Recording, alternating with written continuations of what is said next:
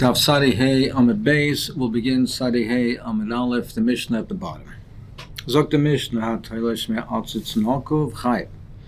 If a person detaches something from a pot, a perforated pot, if there's a pot that has a hole in it that's perforated, so it's considered to draw nourishment from the ground, therefore it's considered to be mechuber to the karka. So just like if somebody cuts something from the ground, he's kaitzer, he's toilish, he's kaitzer, he's chayvetz malacha. Similarly, if he cuts something from the pot is considered to be mechuber to the karka. It's also considered to be kaitzer. But that's if it's perforated, if the pot has a hole. If it has a hole, it's considered to be drawing nourishment from the ground. But if she'eino noka potter, if it doesn't have a hole, then it does not derive nourishment from the ground, and he'll be potter. It's not considered mechuber to the karka. As we'll see, Rashi says, and as we'll see from the Gemara Vayter, that the hole does not have to be at the bottom of the pot. If there's a hole, even on the side, as long as it's connected, it's to the earth of the pot, and the hole is on the side that's facing the karka, it's still considered yonik from the karka, even if the hole is on the side of the pot. As long as it's on the side of the pot that it's opposite the earth of the flower pot, it's considered like the earth is yonik, or the zera is yonik from the ground itself. So as long as the hole is connected, the earth or the root of the plant is considered to be yonik from the karka. There is a machlekes rishonim if this applies to all kalim or if this applies to all kalim except for kli cheres. There are some shitas in the rishonim that a kli cheres, since it's porous, or kli cheres or kedoima that are porous, it doesn't even have to have a hole. It's considered mechuber l'karka regardless. Others hold that no, there's no difference. Even a kli cheres, and it's more porous, it still has to have a neked. That's the shita of the chachomim, that there's a difference between a otzitz which is nokuv or not nokuv. However, Rav Shimon pater b'zeh b'zeh. Rav Shimon paters in both cases. He says that there's no difference between the two. That in both cases, even if it has a nekev, even if it's an otzitz nokuv, if a person detaches from it, it's not considered like he detached from the ground. It's not considered kaitzer, and he's pater. Zok the Gemara Ramelei by Ravi Asastir Ramelei Rabchia by Rav Lerav Tanan. We learned in our Mishnah Rav Shimon Paiter B'Zeh B'Zeh. He paters the person detached, whether it's an otzitz nokav, she'eino nokav, alma nokav, or Shimon kishe'eino nokav mashrelei. Well, apparently he treats a nokav where it has a hole, where it's perforated, like eino nokav, like it doesn't have a hole. It's not considered mechuber to the karka. Rav Shimon says there's no difference between a nokav and a nokav. Only for hechsher zroim. That means that in order for something to become a food item, to become tomei, whether it's a zera, whether it's a fruit, vegetable, to become tomei, it has to first come into a liquid, contact with a liquid after it's detached. While it's growing, obviously it's coming into contact with liquids. That's not a hechsher. A hechsher is that from the point that it's detached, if it comes into contact with a liquid, after that point it is susceptible to tumah, it can be mekabel tumah. So it needs a hechsher after it is detached. Rav Shimon says there's no difference between the two, el hechsher zroim. That for hechsher zroim, if it's in a notzitz that's eino nokuv, then it's considered to be mechuber. So it's not considered, not machshir the zroim, because it's considered connected to the ground. If it's in an otzitz she'eino nokuv, then it's not considered attached to the ground, and therefore, if it comes into contact with liquid, it is machshir l'kabel tumah. But Al Kolponim, you see that he says that with an otzitz nokuv, it's considered connected to the ground, and it's not machshir, the liquid is not machshir l'kabel tuma. So therefore, don't you see over here that an otzitz nokuv is considered mechuber to the ground? Amar lei l'chol mili, he says l'chol mili Rav Shimon ketolish mashle. Really, Rav Shimon holds that an otzitz, even if it's otzitz nokuv, it's ketolish. It's ketolish mashvili. We consider it to be not attached to the ground. It's not mechuber to the ground. Why do we say that it's not machshir Israel l'kabel tuma if it's considered detached from the ground? If it's not mechuber, v'shayni linyan tuma datei rifsa tareitzel zraim. Over here, it's different. Really, it's not considered connected to the ground. It's only considered connected in a very minimal way. And legabe all other things, that's not considered enough of a connection to the ground to be considered mechuber. So therefore, legabe Shabbos, if a person is toilish from an otzitz, even an otzitz nokev, he's not toilish from the ground. But tuma is different. Why is that? Shenemar akol zera zeru asher yizareya. Because it says that if the hechsher comes into, it's only machsher if it comes into any zeru asher yizareya. When you plant a seed, it's any seed that is planted, that you're going to plant. When you plant a seed, it's a seed that's normally it's something that's totally detached. So in order for it to be machshir l'kabel tuma, in the context of hechsher l'kabel tuma, it's something that's only totally detached. Now, in all other respects, an otzitz nokuv is considered detached. It's not considered mechuber to the ground. Even though it's minimally connected, that level of minimal connection does not render it mechuber to the karka. So legabe Shabbos, if someone is tailish from the otzitz, even otzitz nokuv, it is not mechuber. However, legabe the din of hechsher, specifically legabe the din of hechsher, the Torah says asher yizareya, that it has to be totally disconnected from the ground. So therefore, an otzitz nokuv in that context is considered mechuber. By Minei Rab Zera, he had the following shaila: Shayresh Keneged Nekev Mali Omar Rav Shimon. What would Rav Shimon say if the root of the plant was opposite the hole? So therefore, the root was mamish facing the ground. That there was a hole underneath the pot, for instance. The shayresh, the root of the plant, was therefore opposite the hole, and therefore directly exposed to the ground without any obstruction. What would Rav Shimon say in that case? Ishtik v'lo yamar lei v'lo yimidi, he didn't answer. He was quiet, didn't answer. Zimna chada ashchei de Yosef Kamar, that he said, Umayda Rav Shimon, that Rav Shimon's Mayda Shim Nikki b'chleit ha'arosa.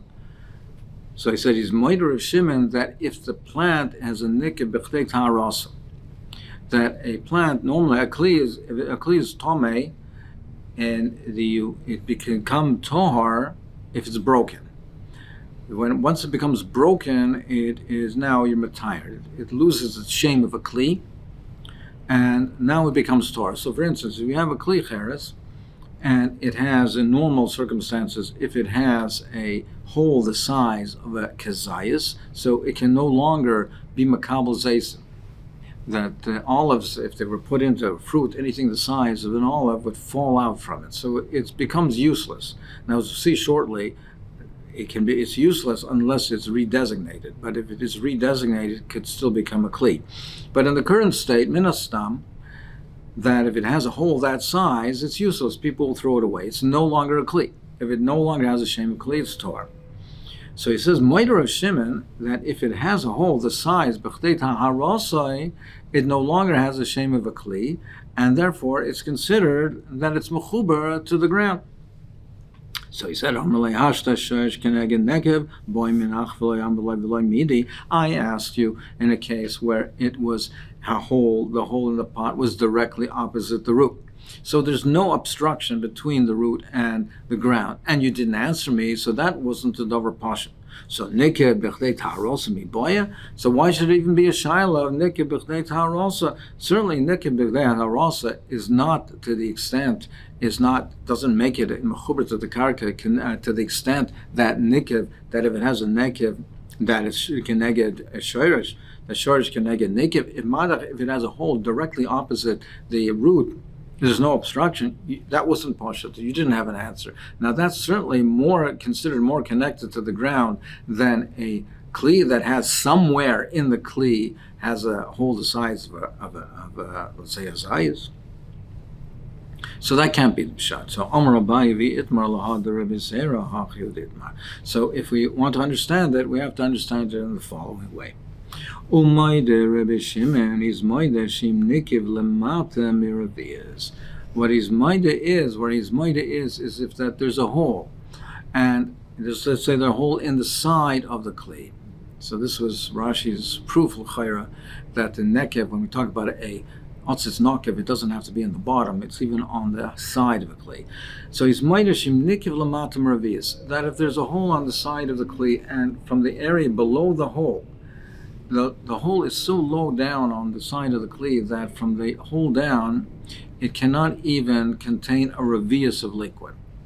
If the hole is further up in the kli, then from the area below the hole, it can still contain a ravias. It still has a shame of a kli. But if from the hole down, it cannot even contain a ravias of liquid, then Rosh Hashanah is maida that in such a case, that kli is not considered to be a kli at all, and therefore the otzitz, the over there, it's not considered kli at all, and therefore the shayrish is considered mechuber to the ground, because there's no kli there. It's like there's no kli at all, nothing separating it.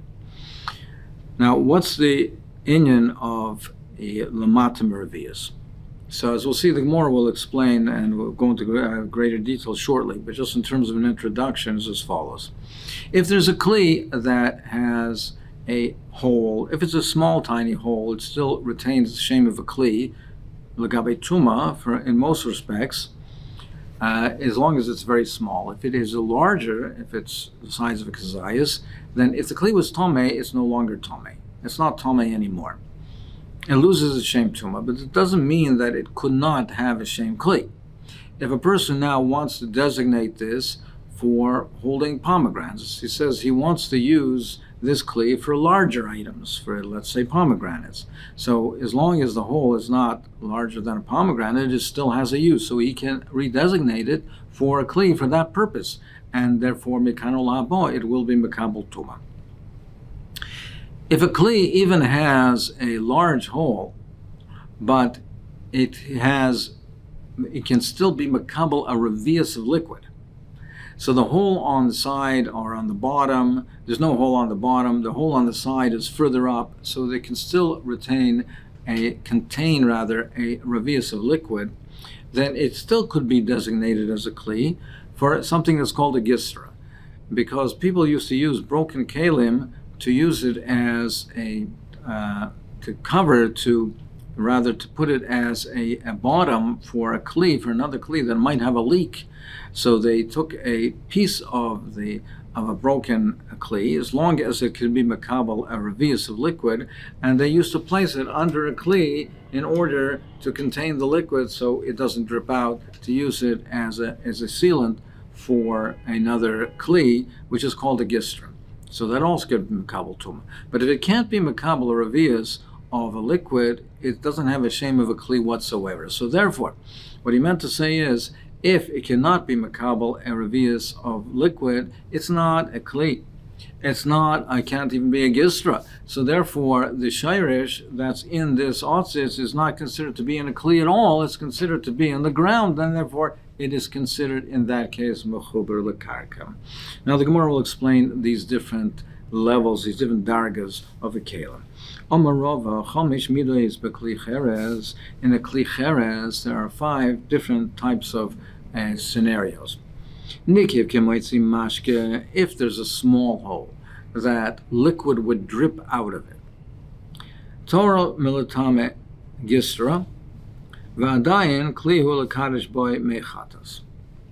In that case, it's tor militame gistra. If it is a broken kli, like the case we talked about before, that is a broken kli, even if it's a broken kli, and the kli is tohar, but it could be used as a gistra, it could be used as a piece to prevent the leakage of another kli. So if he designates it as a gistra, then it could be makabel tuma lakanal habo. But if it can't even be makabel liquid would drip out of it. It cannot even have a designation as a gistra, and therefore it will not be able to be makabel tuma whatsoever, because it's not usable. It's not usable as to prevent leaks because it leaks. But v'adayin kli hu l'kadosh bo mechatos. But it still is considered a kli that in the mechatos, the ashes, the ephah, the poraduma has to be mixed with water in a kli. It's even if it has that tiny bit of a hole, then as long as the hole it's a kli itself, it's not a broken kli, that's the only hole that it has, it's still considered a kli, and it can be mekadesh mechatos. Nikiv kikainis mashke, if it has a larger hole, then not only would water drip out of it, but liquids would also, if it was placed in liquids, the liquid would enter the kli, so it's a larger level of a hole. So nikiv kainis mashke Torah melakadosh by mechatos. It's not considered a kli sholem. It's not considered a kli in order to be mekadosh the mechatos, to mix the ashes of the paraduma with it. It's not kosher for that type of kli. But v'adayin kli hu lahar shebo yizroim. But it is still considered a kli to say that it's considered an otzitz, that a kli that's eina nokuv, and you could be machshir zroim in it. You could be machshir zroim in it, because it is considered to be still a valid kli. It's not considered to be mechuber l'karka. So this is going according to the sheet of the Chachamim, who hold that an otzitz nokov is not machshir zroim. But this is not considered an otzitz nokov if it only has that tiny level of a hole. Nikik kashorish cotton, if it has a larger hole the size of a small root, Torah malahachshir bo yizroim. Over here, it's not machshir zroim, because it's considered over here to be mechuber to the karka. This could go going according to both the Chacham and Rav Shimon, because this is considered to be an otzitz nokov, and an otzitz nokov is not machshir zroim. But v'dayin kli hu l'kabel bo yiseisim, but it doesn't have a hole. The hole is not so large that size of zayas, olives would not fall through, so it's still considered a valid hole. And therefore, if there was a kli that was tomei, and even if it developed a hole that's the size of a zayas, it's still tomei. Or if it's a kli that was used for zaysim, and it came into contact with tumah, it's tomei. Nikiv k'moitzi zaysim, but if now it has an even larger hole the size of a zayas, Torah melakabel boy zaysim. So in its current status, it's considered a broken kli, and therefore it'll be tor.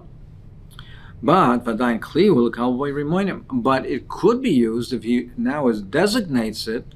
If he redesignates it to be makabel larger items like reminding pomegranates, it still could have validity. And if he designates it for that purpose, it will be makabel tuma. But nikiv k'moitz remind him Torah maklum. But if it's so large that it can't even makabel remind him, it's not makabel tuma. And if it was a kli, it's not makabel tuma. And if it was a kli that was tomei and became broken to the size of the pomegranates, it's tor. It does not have a shame of kli. But v'im hukav tzomit posel, if it's talking about a kli cheretz that was sealed with a lid and it's an oil of mace, so a kli cheretz that's sealed in an oil of mace, it protects its matzil on the contents from makabel tuma. If it's hukav tzomit posel, we say it still is able to protect and to be matzal unless the majority of it is broken, then it cannot protect, but otherwise it could.